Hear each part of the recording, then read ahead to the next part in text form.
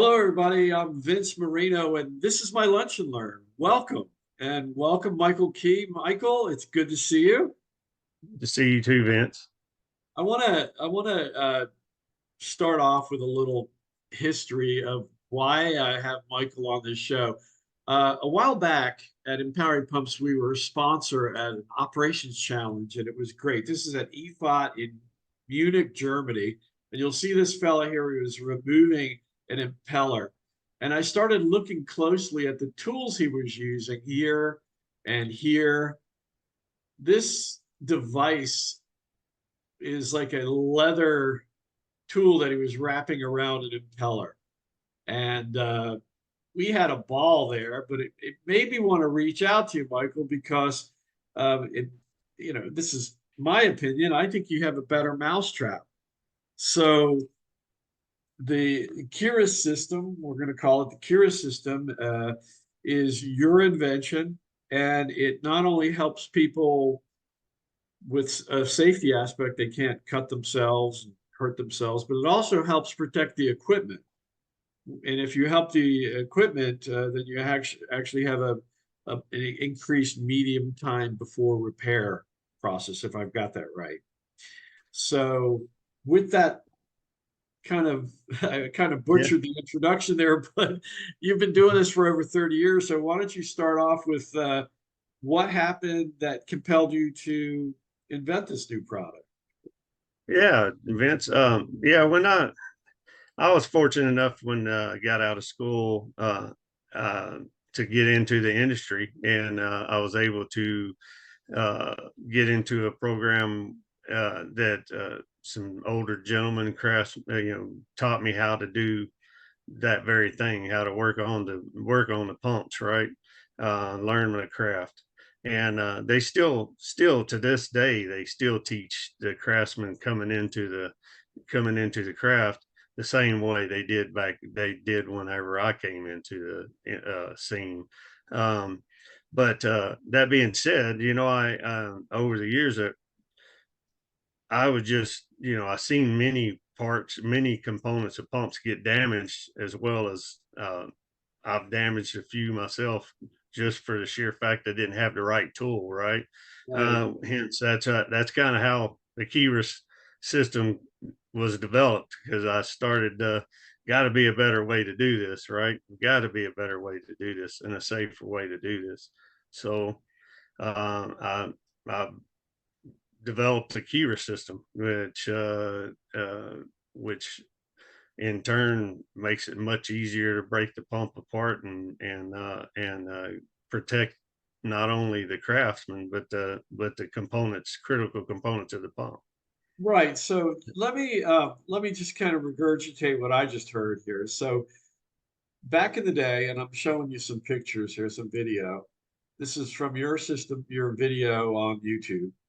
Um, People were using all kinds of things Yes. to remove impellers, including a screwdriver, looks like a crowbar, and this is a brass piece of pipe, right? This is some kind of a Yeah, it's a like a a, a bronze uh, punch, if you will.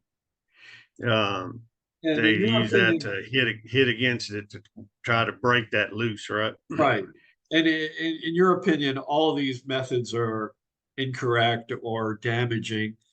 I'm no genius, but I got to tell you, I do know that a good impeller is balanced, almost like a wheel on a car is balanced. It has to be That is well balanced, or it's going to run kind of in a way that's going to cause a demise in the pump system much faster if it's not perfectly round and balanced. that And that is correct. That is correct. They right, are so balanced. They are balanced like a wheel on a car. Sorry, Vince. Didn't mean to no, yeah, interrupt you there. no, But it's yeah, good. they're balanced just like a wheel, like you said, like a wheel on a car. You balance it to keep it from hopping and vibrating, right? Same exact concept. The components of a pump are put on a balancing machine, and they're spun up to speed, and uh, and then they remove metal in the right places to balance it out to where it runs smooth. So if you're prying on one vein, for instance, to take it apart, you flare that you flare that one vein, then you got to file it down just a little bit to clean it up, the damage you done from that. Then you're taking metal away, which in turn causes an imbalance, which causes vibration, right? And it might be subtle, little. You did it this time, and it might not affect it much, but then you do it the next time you do a seal job or something, you take a little more off, it gets worse, right? So once you get it thrown off and that vibration starts, then that vibration turns into bearing failure, repetitive seal failures, and so on and so forth, right? So that's a reason. That's one of the reasons why I developed it, was to protect those components where you don't mess with the balance of the pump, as and it stays balanced. Right. And So I wanna I wanna play some of this video because I I I love it. I actually was enjoying watching this. It's the Kira system, the key impeller removal installation system. This is your invention. You created it. And yes, what I'm looking at here is the shaft. So am I correct in saying that this might have had like a coupling attached to it before and you removed it here? yes. Okay. Yeah, absolutely. Yeah, that's the drive end of the pump.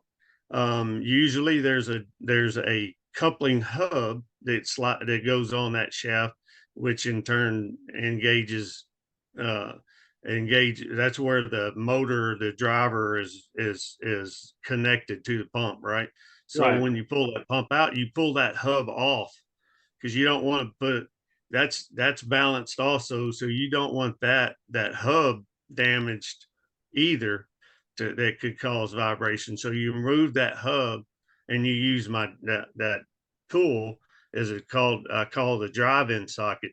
That drive-in socket goes onto that shaft so that the craftsman don't have to grab that shaft with his bare hands or with his hands, and it's much smaller, right? Then that drive-in socket slides on with its own key, whichever pump you're working on. It has its own associated key that comes with it as well. You put that key in and you put the driving socket on. Now that driving socket can be used. It's used to put a wrench on to break and used with the impeller wrench to break the Okay. impeller loose. Okay. So And Mike, then this green part right here is what you were referring to. You don't want to damage that, so you pull that off, yes, correct? sir. You remove that, and And then then you put your driving socket on there, and it comes with, there we go. They're doing it right there. yeah, It came with a key and everything, but you don't want to use the existing key. You've got a brand new key and a yeah, socket right here, as I can see. Yeah. yeah, It's a nice looking kit too. Various yeah, sizes, various keys that match up with it. Interesting. There you're installing a key right now that comes with the kit. And yes. then what do you call that? That's a drive-in socket. Okay. The drive-in socket. So once you establish contact with the drive-in socket, this is the business end that comes in contact with the impeller, and there's a couple of different configurations, right? Yes, sir. You have a one for the odd veined impeller and one for the even veined impeller. You you engage the impeller in the impeller wrench into the impeller, and you use that knurled section on the drive-in socket to help engage that impeller wrench into the impeller, and then you put your 1 inch wrencher onto the driving socket, and that way you can manipulate between the driving socket and the impeller wrench to break the impeller loose. Wow. And then you can use that knurled section to unscrew the impeller to take it completely off, so you can further go do repairs. And if by using that driving socket, the craftsman craftsman can also manipulate the shaft when he's taking his indicator readings to confirm that the shaft is running true on the pump. So it's also used, can be used multiple uh, reasons to use. You can use it to also take your readings as needed for the pump to see where it make sure it's running true. Wow. So, when we first talked, I was thinking that this was, I thought it was just the business end that comes in contact with the impeller, but in reality, it's a kit. You've got the shaft end and the impeller contact, and together, this kit is designed for uh, the removal, the safe removal of an impeller, which was again, which is a safety for the person removing it as well as the equipment itself. So let me ask you a couple of questions. Number one, um, are these products these are your inventions? Are they made here in the USA? Yes, sir. They are made here in the U.S. 100%. And so, what type of materials can these impeller wrenches remove? Are they restricted? Is there what type of? No, Because I know impellers can be made out of all kinds of stuff, right? yes, that is correct. Yeah, to answer your question, that they work on everything from a fiberglass to fiberglass resin impeller to polymer impeller, all the way up through all the different alloys of material that made out of. They uh, they work on all of them. They've been used on all of them. Interesting. Okay, so we saw the open impeller concept working, and you mentioned that you have another kind of a kit for closed impellers too. So I thought I'd pop that video up too, and we kind of take a quick peek at it.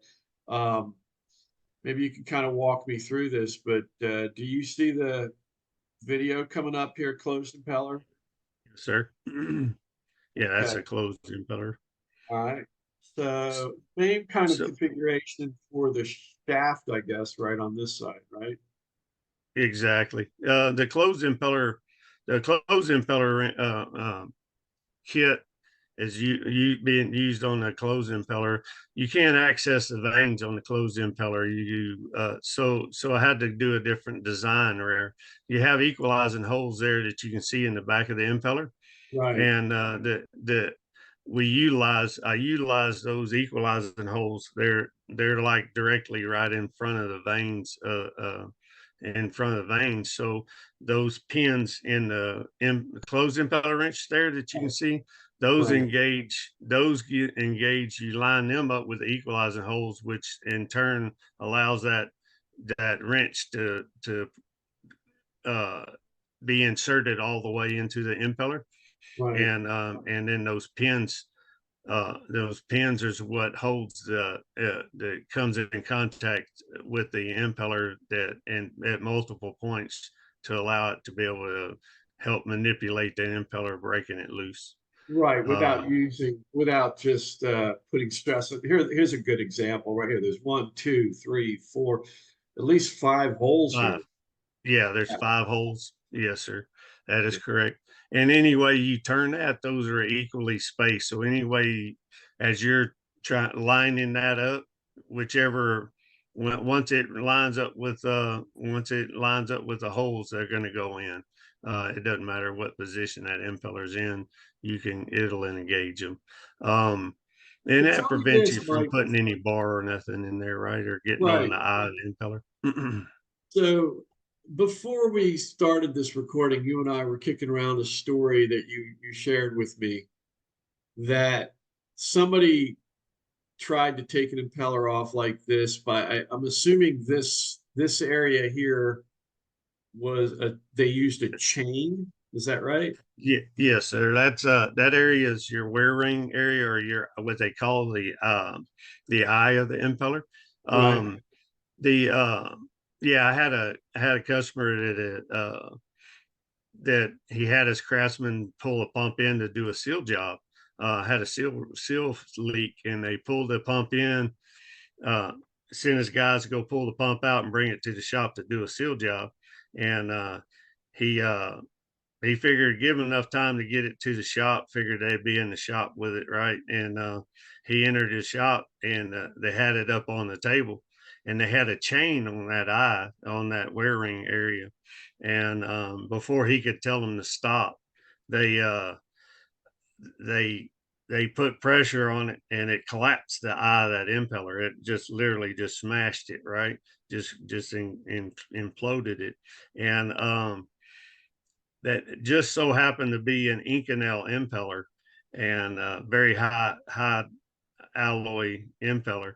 And it come at a cost of about $20,000 to replace it because it damaged it so bad, right? There's no fixing it. Once that collapsed, there was really no fixing it. You just have to replace it. So let me But ask you anyway, this. yeah. Let me ask you this. So the guy said he looked at him and said, stop. And as he was saying stop, the guy went Yeah, down on it yeah, and he they crushed it. So what would have been the correct thing to do there? What I mean, it's almost like if you don't have, and I'm not trying to over promote your product, but if you didn't have that, then what would you have used? I mean, there's yeah, back on the when you were showing those inferior tools that were yeah. used, that brass punch that you were showing, Uh, they would put that's one way that I've seen them do, take that punch and put it against one end of one of those veins there and hit it with a hammer a few times to try to jar it loose. Uh, Again, that's really not the right way to do it, right? Still, you could still damage the impeller either way, right? right. You damage it.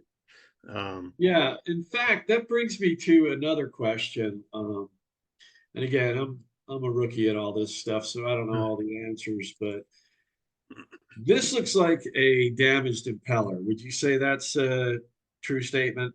yes, sir. That is Okay. correct. So does your system, the Curious system, work with an already damaged impeller? And these look like they're almost razor sharp here. Look at that. Yeah, absolutely. Yeah, that is a damaged impeller, and yes, sir, it does work very well on getting those loose as well. I Right. have seen them weight much worse than that, to where that they were paper thin all the way out to the end. The process was so harsh, right? Um, and which, if you were to use one of the inferior tools to pull it apart to try to attempt to break it loose, they would have folded the metal over, would have never, had a difficult time still at getting it off. I have literally used a Cura system on them that thin, razor thin, or razor sharp, and very thin. And the Cura system just the way it distributes that force over multiple points, it was easily broke that impeller loose without ever folding the metal over on the veins or nothing, and it just came right off. It just broke it loose, and then I unscrewed the impeller with using the drive-in socket. I Mhm. just held my wrench against it and unscrewed it, and all the way out to where it completely unscrewed from the shaft, and carried it with with the impeller wrench over to the bin and threw it in the disposal bin without even touching it with my hands. Yeah, I So imagine at that point you don't want anything to do with it. I mean, it's just it, let me it's junk. yeah, It's let scrap me metal dive at that back in. I'm going to dive back into this video of the enclosed impeller process. There again is the key that you insert the device to the shaft, and then you Yeah, the drive-in socket. Yes, sir. right. And then this one is it look like a three pronger there or something, and you Yeah. put that So in. the closed impeller wrenches, that's what you just seen. they have three high very high tensile strength shear pins on her, Right. and they that's what engages the closed impeller to manipulate it. Well, I mean, why doesn't everybody have this? It seems like it almost seems like if you were a pump company, you would include that in your kit. If you Sure. that was, I mean, I'm not, I'm Well, just it's asking the questions. that, that It's a so really, that's my envision. That's my vision, Vince, is to and with this whole thing, it's it's not only protecting a fellow craftsman, but you're protecting the equipment. It's something that I feel strongly feel that every shop, every craftsman that's working alone on his own truck, his employer sending him out on a job to do a job by in the field somewhere, having it on his truck, right? It needs to be on his truck where it make it safer for him to do the job, and it makes his job much easier, right? He can get this thing apart without having to rig up whatever he's got to rig up to try to get it off, right? yeah, And then if he damages the part, now he has a, what am I going to do to fix this thing? right, right. What can I do here? You know, Well, you've got a nice system here, Mike. I mean, I'm pleased. I tell you what, it looks like a really good quality product. I'm going to put up on the screen here how people can get in touch with you because honestly, I think I have a picture of your website here somewhere. Let me do that real fast. yeah, so you can go to my website, go to the contact on there, and if they fill out the contact, it sends me an email with any questions you might have. Um, and if they're interested, I can send them a formal quote and go from there. Yeah, is that so? That's pretty much how it works. Anywhere in the world, click the contact us and give you the specs that you need, and you get a quote. Exactly. And on the website, it has links like you had shown. It has the links on if you go to open or closed, or if you got combo, you're gonna have links to my videos as well as on the home page on the front. First page of the website, main page of the website that has the links to the videos. Beautiful. It kind of shows those videos that you were showing there. Yeah. Well, this has been fascinating. I got to tell you. Like I said, if I'm not helping people, I don't want to do this. So my lunch and learn video, the whole thing, the whole purpose of doing this was to just encapsulate a conversation for years to come. If somebody has a problem like this and they kind of do the search on a search engine or look through some kind of a medium and arrive at either our YouTube channel or our Empowering Pumps and Equipment website, they could easily find an answer to the problem. And this is what I'm seeing a real trend where people are they're searching for help or answers or solutions or tribal knowledge, which is a word that I think we kind of touched on. Sometimes tribal knowledge from 30 years ago is passing bad behavior down. And sometimes it takes a real cutting edge person like yourself to create a new product and a new solution to correct 30 years of tribal knowledge being passed Yeah, down. So it's a great thing, and I want to thank you for joining me on Lunch and Learn, Michael. It really was enlightening. So thank you so much. thank you very much.